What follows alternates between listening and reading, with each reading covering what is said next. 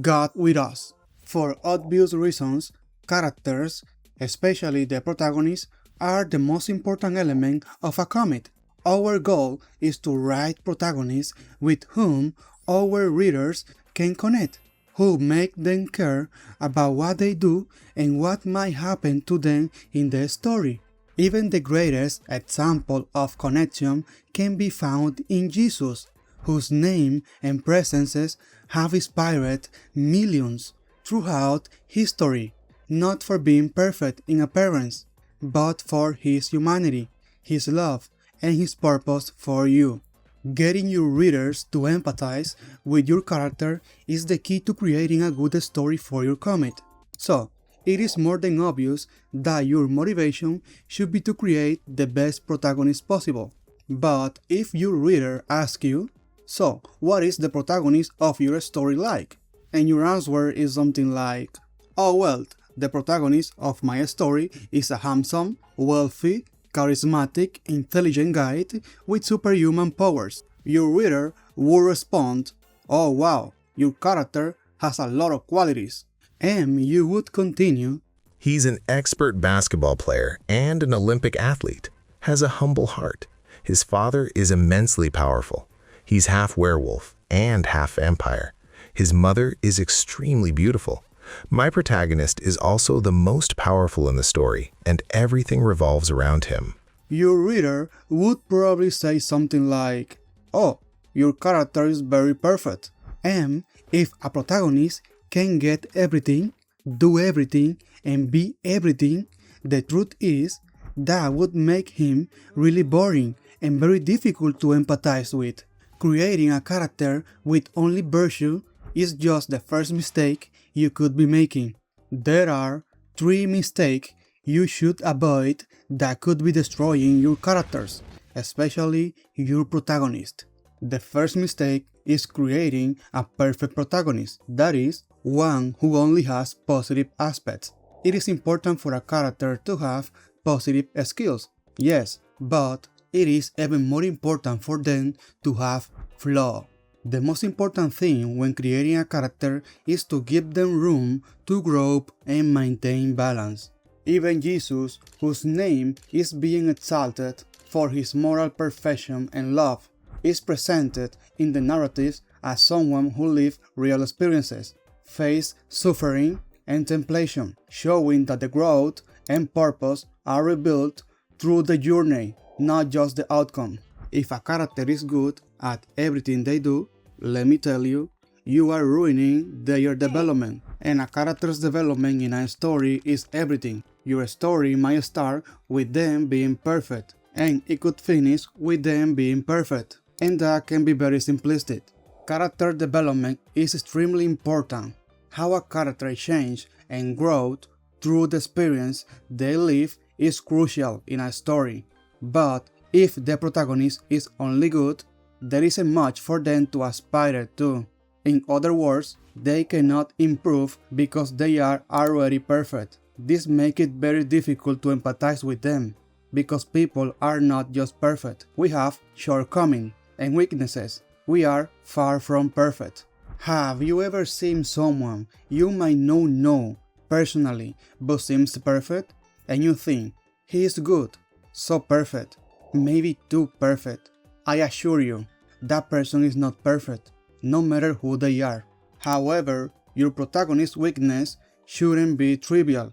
It must be something that truly matters in their life, something that prevents them from being happy. For example, if your protagonist is great at playing football and has a lot of abilities, he may want to become a professional player, but their weakness could be that they are very egocentric and cannot work as part of a team. Every character should be bad at something. For example, Superman is one of the most powerful beings in the universe, capable of defeating almost any enemy without much effort. From his first appearances, he is presented as invincible. However, despite his immense power, Superman is full of deeply human weaknesses. His difficulty fully fitting into society, the constant weight of responsibility, and the isolation that comes from being different from everyone else. Even though he can move planets, he often feels lonely and disconnected. Superman just wants to live as one of them, and that contradiction is what makes him interesting. Another example: Moses is the main liberator of the people of Israel. God grants him unique power and authority to speak face to face with him, to perform signs and miracles, and to confront the Pharaoh of Egypt without fear. At first glance, Moses seems like the perfect leader. However, from the beginning, he is shown to be full of deeply human flaws. Moses doubted himself because he considered himself incapable of leading. Who am I that I should go to Pharaoh? Although he guides millions of people, Moses constantly struggles with the weight of responsibility. Even Moses' greatness is not because he is perfect, but because God works through his weakness. Giving your protagonist weaknesses is one of the best ways to make people empathize with them, because we all have weaknesses and we can deeply understand someone else suffering from the same thing. Talents are like the cover of a book. You might not know that person, but you see them do something incredible and it grabs your attention. When a character makes a good first impression, it awakens in us the desire to know more about them. That is why the first impression is key in a story. You should show your protagonist grace as early as possible. For example, in Superman comic, from the very beginning, we see his immense power and his compassion. Similarly, in the Bible, Moses is quickly presented as God's chosen one when the miracle of the burning bush is revealed, making it clear that his story will be extraordinary. The second mistake is not making your protagonist's motivations very clear. In a story, there is always someone who wants to achieve something, and there is always a reason why that character wants it. That reason is their motivations. And just like your protagonist's abilities and flaws, you must also show from the beginning what your protagonist's motivations are. At the start of Batman's story, it is clear that Bruce Wayne is marked by the crime and corruption in Gotham, following the murder of his parents. His motivation is to prevent others from suffering the same fate. We can't understand a character when we understand what they want and why they want it. If you don't make it clear what your protagonist wants in the story, your reader will feel like your story is going nowhere and will definitely struggle to empathize with your protagonist, because a character's motivations are the engine of a story. They are the reasons your protagonists live in their story. The protagonists live in your story to try to achieve their goal. Seriously, think about any story. Spider-Man wants to become a responsible hero after the death of his Uncle Ben, and Wonder Woman decides to use her ability to protect the world and bring peace among men. In the Bible, David faced Goliath to defend the name of God, and Esther risked her life by approaching the king to save her people.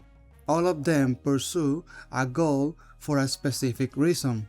That deep reason is their motivation, and it is what makes us want to follow their story.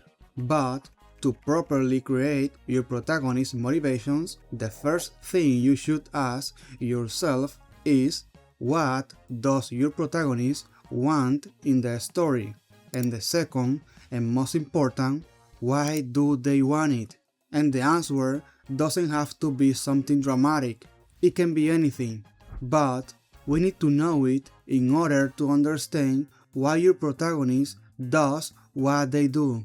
Green Lantern wants to protect the universe, motivated by his courage and sense of duty. He wants to do what's right, even if it means facing enormous dangers and putting his life at risk. David faced Goliath because he wants to defend God's people and demonstrate his faith. David is not seeking fame or recognition, but to do what he believes is right in God's eyes. If we can understand why someone does what they do, it will be easier to empathize with that person and follow their story with interest. The third mistake you might be making is overriding your character. Knowing your character very well is essential so you can create your story.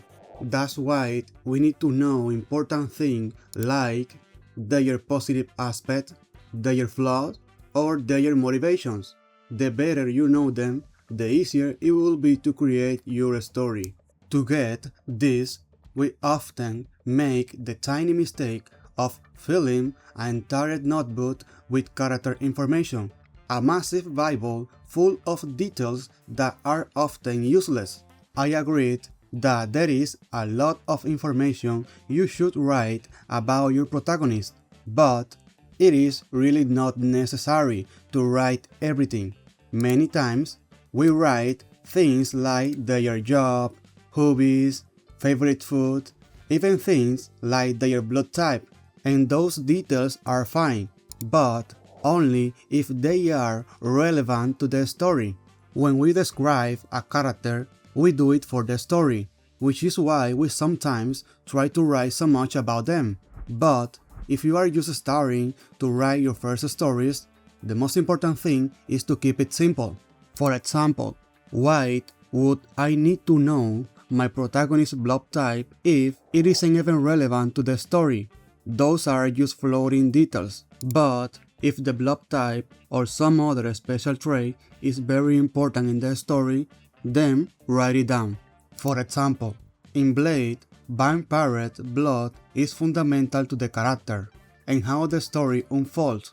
Blade is a human vampire hybrid, and his relationship with blood determines his abilities, his weaknesses, and his conflict with other vampires. So, if your story depends on an element like this, don't overlook it, because it directly affects the plot and the character's motivations.